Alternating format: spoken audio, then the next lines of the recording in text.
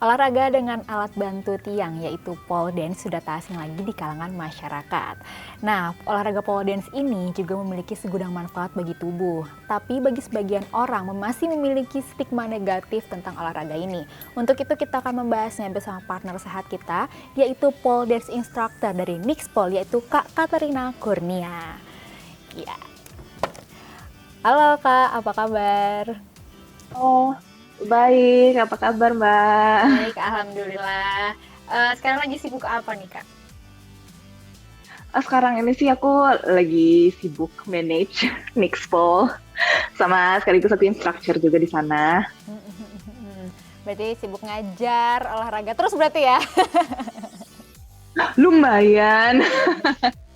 Oke, nah Kak Kat ini kan salah satu pole dance instructor dari Mixpol. Sebelum kita membahas lebih dalam lagi, boleh nggak nih diceritain dulu atau boleh didefinisikan apa sih olahraga pole dance? Mungkin boleh ceritain sejarahnya dari berasal dari mana atau jenis olahraga apa? Silakan Kak. Oke, sebenarnya pole dance ini dia makin kesini udah semakin menjadi sebuah olahraga dan seni tari yang populer ya. Tapi sebenarnya emang dari awalnya itu dulu sempat dilakukan di sirkus, tapi itu cukup berbeda jenisnya, lebih kayak ke pole acrobatics, tapi kemudian dikembangkan di night clubs actually menjadi sebuah tarian pole gitu. Nah, tapi semakin ke sini itu semakin dikembangkan menjadi sebuah olahraga yang lebih populer lah. Jadi udah nggak cuman ditemuin di night club atau di sirkus aja, tapi lebih bisa dinikmati sama masyarakat banyak. Oke, berarti memang dari awalnya pole akrobatik masuk ke klub night club gitu ya. Yes. Nah, apakah memang dari situ berarti stigmanya yang juga kan dikenalnya sebetulnya kan olahraga tiang dan juga pakai baju yang agak minim gitu ya. Berarti dari situ ya sebetulnya stigma-stigma bahwa striptease. Tapi sebetulnya apakah memang itu adaptasi dari tarian tersebut, olahraga tersebut, atau ini sebenarnya beda nih gitu? Sebenarnya begini, kalau misalnya kita pernah ke strip clubs di luar negeri, itu kan sebenarnya dibilang striptease karena kita stripping. Karena bukan kita, tapi karena mereka stripping kan. Yang dimaksud sama stripping itu kan mereka buka baju, makanya dibilangnya striptease, right? Nah, tapi kalau misalnya mereka nggak buka baju, itu tetap pole dance. Striptease itu mereka melakukan pole dance. Itu kalau di luar negeri, itu night club luar negeri, yang dimana pole dance, olahraga pole dance itu masuk gitu. Itu pertama-tama di luar negeri dulu, gitu. Nah, kalau di sini aku jujur aja aku belum pernah ke night clubs yang ada tarian pole dance-nya, jadi aku sendiri nggak tahu. Cuman kalau yang aku tahu di luar itu memang mereka ya mereka pole dancer. Bahkan banyak di luar itu yang instructor pole dance itu mereka kerja di night clubs. Mereka kerja di night clubs, bukan berarti mereka buka baju jadi stripper ya, tapi ya mereka emang pole dance gitu loh. Mereka sama aja, mereka melakukan tricks yang susah-susah, mereka jungkir balik juga, mereka akrobatik juga di sana gitu. Cuman bedanya ya tempatnya aja gitu. Kalau Kakek sendiri menggeluti tarian pole dance ini sejak kapan? Aku udah mulai pole dance itu dari tahun 2015 awal, bulan Maret tepatnya. Oke. Jadi udah 6 tahun. 6 tahun. Udah 6 tahun bahkan Maret iya. ya. Udah 6 tahun, udah Maret. Nah, sebelum masuk ke mungkin sebelum cinta sama pole dance, ada nggak sih olahraga yang dulu favoritnya sebelum akhirnya beranjak dan jatuh cinta sama pole dance? Jadi aku ini sebenarnya dulu males banget gerak. Aku tim mager banget. Tapi jadi sebelum pole dance, aku tim rebahan banget ya ampun sampai sekarang sebenarnya. Jadi sebelum pole dance aku kebetulan aku suka nge-gym gitu. Jadi aku mulai body weight training. Nge-gymnya pun bukan yang ikut kelas atau yang pakai PT, itu enggak. Tapi aku emang body weight training. Terus ya banyak nonton video YouTube buat yang apa sih gerakan-gerakan kayak leg race gitu-gitu lah, nge-gym ala-ala gitu loh. Gitu aja. Tapi kemudian ya begitupun buat aku pole dance juga masih cukup challenging sih actually. Sebelumnya kan pasti kan sempat ngeliat dulu dong olahraga pole dance, atau emang udah deh cobain aja deh gitu. Sempat ngeliat. Jadi waktu itu aku nggak inget kenapa aku tiba-tiba kepengen ngeliat tentang pole dance. Terus jadi suatu hari aku ngeliat di YouTube itu pole dance tuh kayak apa sih. Dan kebetulan aku ketemu video yang waktu aku lihat, wow gila ini keren banget gitu. Nah itu sebenarnya dari tahun aku 2008 tuh aku sebenarnya kayak udah kepengen banget. Tapi di saat itu belum ada pole dance di Indo gitu. Oke. Nah, jadi waktu tahun 2015 pas ketemu pas keinget lagi gitu karena dari luar negeri terus keinget pulang-pulang langsung cari pas sudah ada gitu. Nah, kan dari tahun 2015 kan mulai kenal sama pole dance, terus udah mulai belajar. Nah, kira-kira tahap dari semenjak kakak mulai belajar dari situ, tahapan apa sih yang kakak lalui, dan juga berapa lama sampai akhirnya kakak bisa lanjut jadi instructor?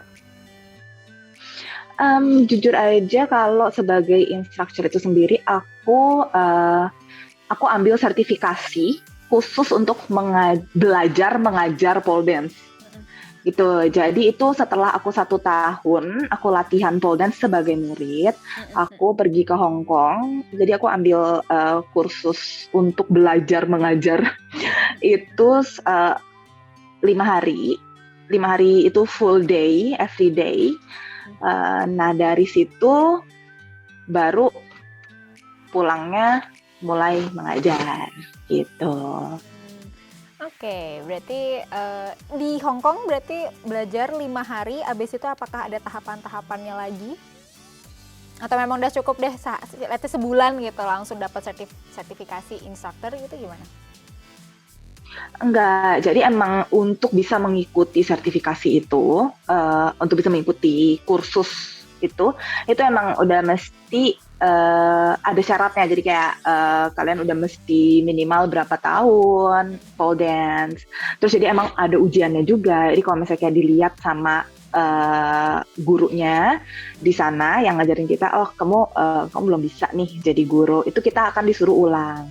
Tapi kalau emang pas dilihat mengikuti ujian udah bagus, ya itu kita langsung dapat sertifikasi gitu. Nah jadi kan dapat sertifikasinya itu juga bukan yang bisa mengajar semua level gitu kan, enggak. Yeah. Jadi itu juga seiring berjalannya waktu. Awal-awal aku ngajar beginner dulu, abis aku ngajar beginner baru berani ngajar intermediate, dari intermediate baru berani ngajar advance gitu. Jadi tuh setelah ambil sertifikasi itu nggak selesai sampai di situ, itu aku masih terus belajar terus gimana cara mengajar yang benar gitu. Okay. Terus berkembang lah intinya. Nah, sekarang seiring berjalannya waktu ya, dari mulai ngajar yang tahap-tahap awal sampai akhirnya sekarang ya udah 6 tahun nih di dunia pole dance. Iya. Untuk memulai olahraga pole dance sendiri, apa aja yang perlu dipersiapkan, Kak? Mental mungkin, karena kan butuh keberanian ya. Oh itu pasti. Itu pasti. Mental tuh pasti. Mental tuh pasti sih, itu nomor 1 sebenarnya. Soalnya kayak banyak yang ragu-ragu kan, Iya, kayak takut gitu. Nah, cuman kalau ngomongin persiapan itu mungkin lebih ke lebih ke apa aja sih yang mesti dibawa atau apa yang dipakai, digunakan sebelum kelas pole dance. Lebih ke situ sih. Karena kan kelas pertama buat first timers nggak mungkin kayak kita langsung suruh mereka jungkir balik misalnya gitu kan, enggak ya. Jadi emang di Nix itu kita ajarin benar-benar teknik dasar banget yang bisa diikutin sama orang yang bahkan emang nggak pernah olahraga gitu. Nah, jadi yang perlu dipersiapkan itu jangan pakai lotion. Itu ya pokoknya 24 jam sebelum kelas itu jangan pakai hand body lotion, body butter itu jangan. Kalau udah terlanjur dicuci dulu. Itu. Terus yang kedua bawa handuk. Yang ketiga siapin pakaian. Jadi mestinya kalau di Nix itu kita pasti kasih tahu pakainya apa aja, pakai apa, jangan pakai apa gitu. Nah, jadi pakaian yang digunakan untuk beginners itu bisa pakai yang celana olahraga yang pendek. bukan yang selutut ya, tapi yang sepaha sama tank top gitu. Oke, Itu oke, masih oke. bisa untuk beginners. Ya. Olahraganya berarti skin to skin ya jatuhnya. Maksudnya yang tiang langsung ketemu sama kulit, maka that's why nggak boleh pakai lotion dan lain-lain karena takutnya licin gitu-gitu ya. Betul, makanya itu juga kita nggak bisa pakai baju sebenarnya. Nggak bisa pakai baju lengkap gitu loh. Makanya kita pakai sports bra sama pakai pants yang kayak bikini pants, tapi khusus buat pole actually. Nah itu karena kita perlu kulitnya itu perlu kontak dengan pole gitu. Jadi kalau yang kontak itu kain, itu pasti licin banget.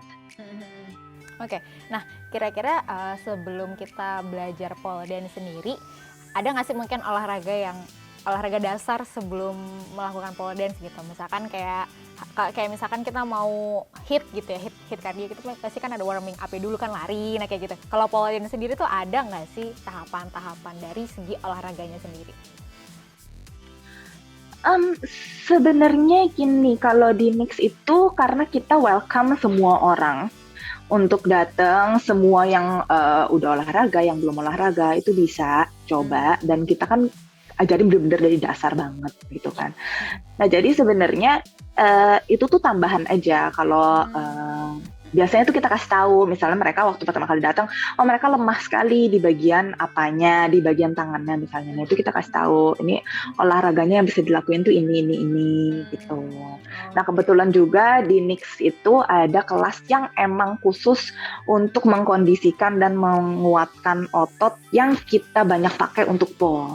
Gitu, karena kan maksudnya kan kayak itu mesti spesifik kan, kalau misalnya kita mau ngepol itu bagian badan mana aja sih yang mestinya dilatih gitu kan, itu kayak emang udah mesti tahu sebelum kita sembarangan ngelakuin olahraga yang nggak jelas juntrungannya apa.